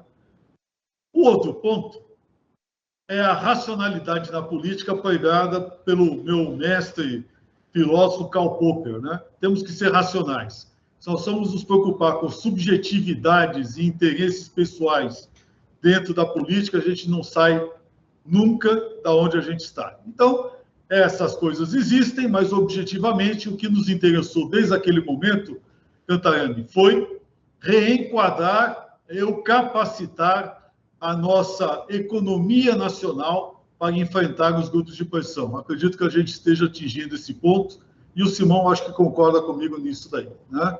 Então, na medida do possível, a gente enfrenta, né, dentro do ceticismo, o cinismo alheio, tá certo? Estamos trabalhando direitinho. Excelente. Secretário, o último ponto aqui qual que é o prazo que vocês mencionaram, né, que pediram quantitativos para as operadoras? Qual que é o prazo que vocês pretendem que eles respondam, até para que vocês adequem o planejamento e da entrada dos novos veículos no sistema? É isso, muito obrigado. Obrigado, Cantarene. Nós temos 2 pontos aí, o Simão vai responder, mas é importante que a gente veja o seguinte: hoje nós formatamos um grupo de trabalho aqui para poder estabelecer na macropolítica como é que vamos fazer essa transição, tá certo? Isso pode, inclusive já conversei até com o vereador Milton Leite, né? Nós podemos, inclusive, influenciar alterações da lei, né? As normas existem para serem alteradas também, viu? Isso é muito importante, né? De acordo com as circunstâncias. E isso precisa se fazer dentro de bases técnicas. E as bases técnicas dependem do que este grupo técnico vai definir com a nossa agência técnica, que é o SP Trans, tá certo? Acho que o Simão pode completar esse posicionamento, né, Simão? Por favor. Perfeito. Bom dia, Cantarani, tudo bom? Na realidade, a sua colocação quanto ao prazo, na realidade, é o mais rápido possível, já que eles efetuaram as compras, né? O que está solicitando exatamente a comprovação dessas compras efetuadas, para aí sim partirmos para os caminhos aí que o secretário acabou de comentar. Então, assim, não foi estabelecida a data, mas como o interesse, inclusive, é comum de ambas as partes, principalmente deles que já fizeram o investimento, né, se o fizeram de fato lá, apresentando essa comprovação o quanto antes para a nossa tomada de decisão. Mas, assim, sendo bem franco com você, até ontem ainda restavam pendentes algumas empresas se manifestarem, nem todas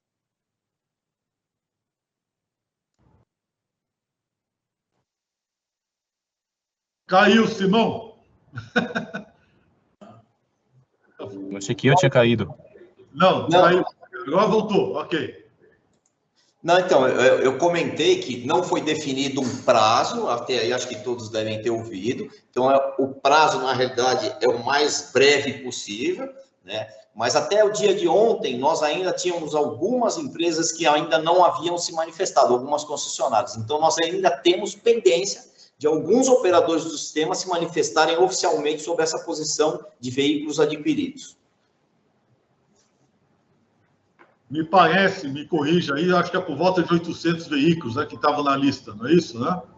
Eles haviam informado, secretário, algo em torno disso, mas nós ainda não temos nos documentos apresentados até agora esse quantitativo totalizado. Nós estamos aguardando exatamente essas poucas empresas que ainda não apresentaram para fazermos o fechamento, mas deve estar girando em torno disso. Obrigado, Simão. Adalberto Maluf, por favor. Aliás, você ideia, Adalberto, voltando à luta, né? Sim, estamos de volta aqui. Primeiro, parabenizar a Prefeitura e a SP Trans, né? No Brasil, a gente tem essa história das leis que pegam e as leis que não pegam. Então, acho que todas as ações, mesmo difíceis, né, que caminham que buscam a efetividade das leis, que as leis sejam cumpridas, contratos, acordos, caminhos, são sempre bem-vindas. E parabenizo o Instituto de Engenharia, tantas outras associações, assim como a BVE, que colocaram aí a sua opinião nessa última semana, reafirmando compromissos, né?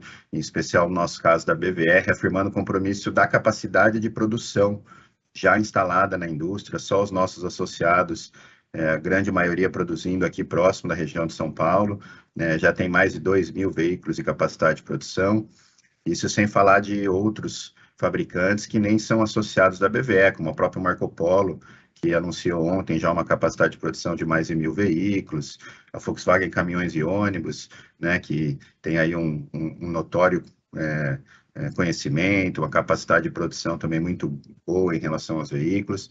É muito importante para a gente essa previsibilidade, né, até para que a gente possa avançar a indústria na nacionalização de componentes, investir em ferramental, né, em tudo que precisa ser feito. Então, a minha pergunta, Simão, agora com essa manifestação, né, que dá um pouco mais de tranquilidade para os fabricantes para continuar investindo, ampliando a sua capacidade de produção, né, tomando decisões para investir em ferramental, em ampliação, existe alguma chance da Prefeitura e da SP Trans recuarem em relação ao cumprimento da lei após essa determinação, ou não? Nós, fabricantes, podemos estar tranquilos que isso é mais um dos gestos em prol do cumprimento da lei e que né, a gente pode continuar com os nossos planos de investimento aí, nacionalização, que provavelmente São Paulo vai fazer com que a lei seja cumprida. Bom, Alberto, eu entendo que não há possibilidade de recuo nessa questão, né? O que nós estamos fazendo nesse momento, como eu disse, é fazendo uma revisão só dos números para tirar o atraso, né? E o que você bem disse que nos preocupava era a disponibilidade do mercado. E como você acabou de mencionar, no nosso leque de possibilidades aí de indústrias fornecedoras, ele vem crescendo. Isso nos dá tranquilidade de a gente atingir as quantidades mínimas que nós vamos precisar para a cidade de São Paulo, né? Vocês sabem que, historicamente, aqui na cidade, a gente renova, em média, de 1.200 a 1.500 ônibus por ano, né? Então, essa era uma preocupação nossa, ter as quantidades necessárias para atender os objetivos. E isso agora, você também é testemunha disso, que uma das medidas de governo foi consultar oficialmente as capacidades e as disponibilidades junto à indústria. Vocês responderam isso oficialmente para nós e até para dar base para nós tomarmos algumas decisões em relação ao cronograma que está sendo preparado. Então, assim, eu não vejo possibilidade nenhuma de recuo mesmo, porque é o que o nosso secretário disse. Existe uma lei, existem obrigações contratuais, nosso papel e obrigação é cumpri-los. Obrigado. Perfeito. Obrigado, Simão. Passo agora a palavra ao Marco Saltini. Por favor, Marco.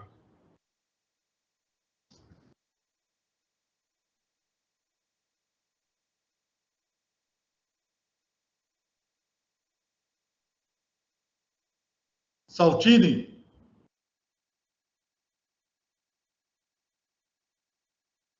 Eu não estou ouvindo. Ele está falando? Eu não vi aqui. Secretário, está me ouvindo agora? Estou ouvindo com eco.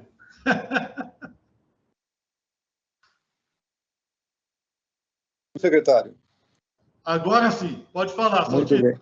Eu estou com um problema aqui, porque eu estava conectado pelo computador do Bonini, não consigo levantar a mão, agora percebi que eu não consigo nem mesmo abrir o microfone. Então, eu acho que minha câmera também não está aberta, então agora acho que sim. Então, conectei pelo celular aqui, então agora acho que... Bom, primeiro, eu acho que... Vou começar de trás para frente, acho que até pelo ponto que o Adalberto colocou, eu acho que é indiscutível a questão da lei. Eu acho que a gente não está aqui para discutir a lei ou rever a lei. Eu acho que esse ponto, eu acho que não faz nenhum sentido a gente tratar sobre isso. A lei foi publicada, está em vigor e tem que ser cumprida. Eu acho que esse é um ponto pacífico, né? Mas confesso que a gente ficou bastante surpreendido com a medida que foi adotada, até porque no ambiente de um conselho gestor do cumprimento da lei, que é o Confrota, nós não tínhamos nenhuma informação a respeito disso. O secretário comentou no início que se reuniu com... Eu não sei se vocês estão ainda me ouvindo. Estão ouvindo? Porque a minha aqui parece que... eu tive uma queda na rede aqui, mas acho que voltou, né? Então, a gente foi um pouco surpreendido com a medida, e tem alguns pontos que eu acho que são relevantes que a gente precisa considerar, né? Um deles tratado aqui já anteriormente, que eu acho que é bastante saudável, é a questão das não perder de vista as diversas outras tecnologias além do elétrico, qual a gente apoia. Tem fabricantes associados da Anfávia produzindo, fabricantes não associados à Anfávia produzindo no Brasil. Então, também não é uma questão de se discutir aqui se há espaço para o elétrico ou não. Há espaço, sim, deve haver, não é um problema. Mas as outras tecnologias, está claro que elas podem ser adotadas, até porque a lei ela prevê no tempo a redução das emissões. Então, a gente tem que utilizar essas tecnologias disponíveis. E duas coisas que eu acho que são importantes também, e aí, de uma certa maneira, eu acho que há algumas contradições aqui. Quando a gente fala que a prefeitura não tem preferência pelo elétrico, ela estabeleceu a meta para ter uma porcentagem mínima de elétrico, então, diferentemente do que a lei estabelece. Então, não há problema nenhum em dizer que a prefeitura tem preferência pelo elétrico, ela pode dizer. Se ela tem preferência, nenhum problema, é só se trabalhar com isso. Mas eu acho que isso sim impõe alguma coisa diferente do que está na lei. Então, nessa conversa que tivemos, que o secretário franqueou com o vereador Milton Leite, eu até coloquei, imaginemos uma empresa que tem uma frota de 100 veículos e queira colocar 50 veículos elétricos na frota para cumprir a lei, mas tenha lá um veículo Euro 5 de 2012 e queira trocar por um Euro 6. Ele não pode, hoje ele está proibido. Apesar de que ele vai cumprir o cronograma, mas ele está proibido.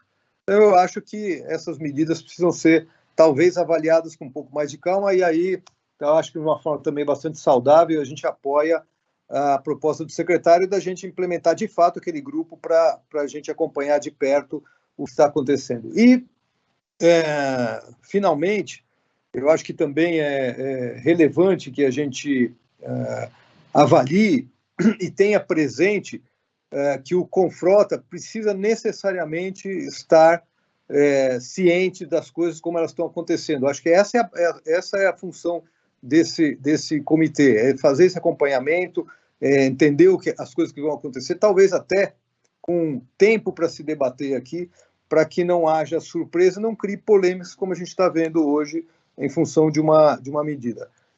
Como foi dito aqui também anteriormente, e eu não posso deixar de colocar, existem sim encomendas já de chassis de veículos diesel prontos em vias de encarroçamento, ou estão em processo de encarroçamento, que isso cria uma situação, mas como foi dito até pelo próprio Simão, está se avaliando como fazer para resolver esses problemas, né? Então, esse seria um problema adicional, mas me parece que isso está sendo equacionado. Então, eu acho que o ponto principal aqui é só, talvez, evitar que esse conselho seja surpreendido com medidas assim, até porque a essência do Conselho é exatamente fazer o acompanhamento do bom andamento do cumprimento da lei. Eu acho que é para isso que a gente está aqui. Então, a ressalva é mais nesse sentido. De novo, o apoio aí que a gente tenha um grupo mais focado para acompanhar. Obrigado. Obrigado, Saltini. Quero até acrescentar o seguinte, já por 4 vezes anteriores, nós conseguimos reposicionar o Conselho, né, e fazer retroagir as medidas que eventualmente visassem atropelá-lo, né? Eu não considero esse último agora um atropelo, né? Na verdade, aí é uma ação, uma vontade política exposta pela chefia do Executivo, né?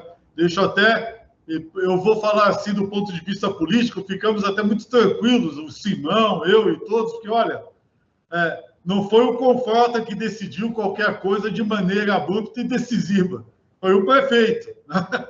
Então, agora, né, como eu falei, o secretário executivo cabe executar, né? O que dirá a agência, não é verdade, Simão? Então, agora, em cima disso, vamos trabalhar para estabelecer os critérios, né, dentro da racionalidade, que aí é a retomada que nos cabe enquanto comitê. Carmen Araújo, por favor. Então, só para complementar esse questionamento do Euro 6, do Saltini, o que acontece é que, se não entrar zero emissões a partir de agora, a lei não é cumprida sem a retirada acelerada dos veículos da frota. Então, assim, poderíamos ter entrado o Euro 6, sim, se o Euro 6 estivesse disponível um pouco antes. Agora, houve esse tempo todo, apesar de ter a portaria durante a pandemia, houve uma substituição por idade, né? A portaria permitia, e mais de 2.000 ônibus. Então, assim, a gente realmente podia ter sido o Euro 6, seria uma contribuição enorme, mas não foi, não estava disponível. Quando nós avaliamos esses números, nós não consideramos elétricos, mas sim zero emissões, qualquer alternativa a zero emissões. Então, acho que é um ponto de partida. E mais uma questão, a questão da meta do prefeito não seria uma tendência, seria uma meta considerando também a tecnologia que estava sendo posta naquele momento, uma meta de curto prazo, então é para 2024. Então, assim, não tenho esse viés, todo mundo acha que nós temos de elétricos, mas nós estamos focando zero emissões de fato. Interessante nessa resposta, Carmen, é que os dados todos foram postos, mas nenhum deles passou pelo comitê, né? Doravante, eu espero que eles venham para cá. Vamos trabalhar com um posicionamento nosso agora, de como é que nós vamos encaminhar isso. Simão, podemos fazer um grupo de trabalho? Devemos, né, secretário? Precisamos focar exatamente nessa frota da cidade agora, porque, assim, o tempo está passando, né? Ok, eu abro, então, espaço agora, peço até que a Dione e o Manuel anotem, né? Quais são os membros que vão compor esse grupo de trabalho. Não dá para ser todo o comitê, pelo amor de Deus, né? Vamos fazer um grupo que possa efetivamente apresentar uma proposta de transição, né, que seja analisada também no âmbito do titular do contrato de concessão, né, e que envolva aí, efetivamente uma forma de aplicação, né, das normas legais nossas, inclusive de descarbonização, né, dentro de medidas racionais. Eu, obviamente, convoco o Simão, né, e a SP Trans para o grupo, não tem nem o que falar, né, Simão? Ok? Então, o SP Trans está dentro. Quem mais se habilita? William do Subsistema Local. A BVE, Tário. Então, vamos lá. A BVE fica à disposição para participar. A BVE e CCP. Olímpio. Anfávia. Instituto de Engenharia. E peguem mais um ou dois só. Quem mais? Fiesp não vai? Alguém da MTU? Não sei, porque tem uma questão de ônibus. Não sei, uma sugestão. Quem? Alguém da MTU, porque a obrigação não é só a SP Trans, né? Dos ônibus que transitam metropolitanos também. MTU está na reunião? Estamos aqui, o Marcos está aqui, a Alexandra também, nós podemos participar, sim.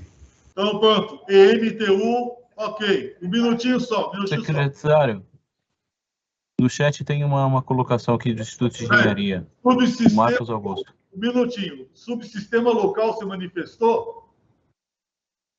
Sim, William. Ok, William, subsistema local. Francisco, da SP Urbanos? Sim, SP Urbanos também, secretário. Então, pronto, fechamos o grupo, ok? Vamos lá agora. Instituto de Engenharia se manifestou agora, por favor. Não, o Instituto de Engenharia apenas deseja participar desse grupo de trabalho, secretário. Não, já está inscrito aqui, Flamínio. É que alguém que não foi você, acho que foi o outro nosso amigo que ia se manifestar agora. Não, Desculpa, secretário, eu sou o representante do Instituto de Engenharia. Bom. Do Confrota. Eu sou oficial. Talvez tenha havido alguma fala de um suplente, mas nesse momento o que vale é do primeiro representante. Renato Simenauer, por favor. A Fiesp tem um dos seus associados, que é a Anfávia, representando. Assim, a gente não tem que aumentar o time. Nós estamos junto com a Anfávia, Fiesp e Anfávia juntos.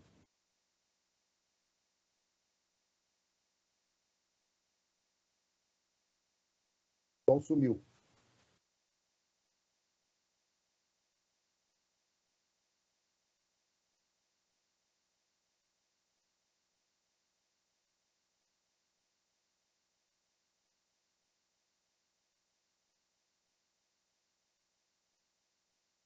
Oi, pessoal.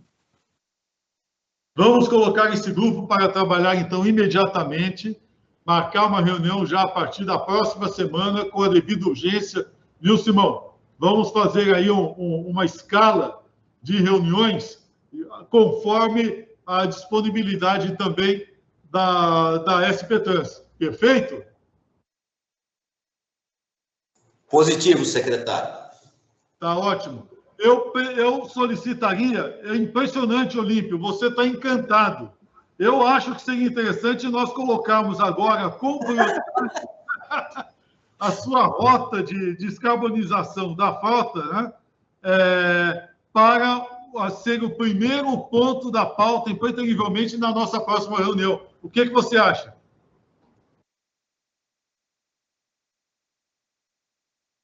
Está no mudo, Olímpio. Sem problema, secretário. Eu estou sempre à disposição. Cada mês eu vou aperfeiçoando um pouco a minha apresentação lá, humilde. Até mesmo porque nós estamos quase como na marcha dos acontecimentos eleitorais. Cada dia é uma novidade, né? Então, ainda bem que o TSE não está estabelecendo nada nessa área, viu? Também não podemos dar ideia, porque essa turma, você sabe como é que é, né? Vamos manter dentro da medida do possível aí a nossa regularidade, né? Então, Olímpio, deixamos esse ponto da pauta para a próxima reunião e eu queria agradecer muito aos senhores, não só pela paciência, pela perseverança, mas também pela absoluta civilidade no trato da coisa pública, né, que é o que temos demonstrado diariamente nas reuniões deste comitê de frotas. Para mim, eu me sinto honrado de estar participando desse processo com o comitê composto pelos senhores e dentro deste nível de participação e de colocações, viu? Muito obrigado. O Francisco levantou a mão, mas acho que quem é? Por favor. Francisco. Tá mudo, Francisco.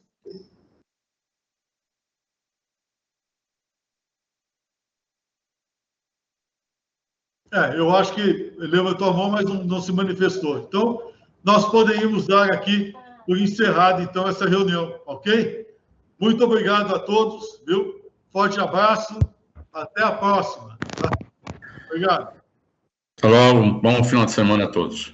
Até logo, obrigado. Um abraço. Bom final de semana, até a próxima. Até logo. Muito obrigado, ótimo dia a todos. Abraço, pessoal. Boa semana.